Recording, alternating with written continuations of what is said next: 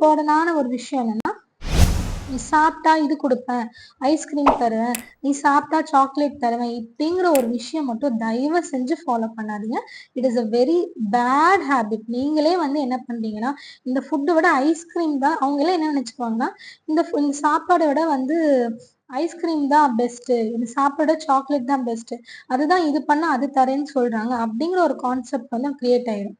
So அவங்களுக்கு food கூட இருக்கிற ரிலேஷன் விட அவங்களுக்கு அந்த சாக்லேட், ஐஸ்கிரீம் மேல இருக்கிற ரிலேஷன் தான் ஜாஸ்தியா இன்க்ரீஸ் ஆகும். ஸோ அவங்க ஃபுட்டு வந்து அவ்வளவா இம்பார்ட்டன்ட் இல்லன்னு அவங்களே நெனச்சுக்குவாங்க.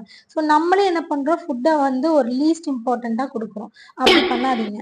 இதுக்கு பதிலா இந்த ஃபுட்டுன்னு சொல்றதுக்கு பதிலா, நீங்க வெளிய கூட்டிட்டு போறேன், ஏதாவது வாங்கி குடுக்குறேன், டாய்ஸ் மாரி வாங்கி குடுக்குறேன். அந்த மாரி ஏதாவது சொல்லலாம்.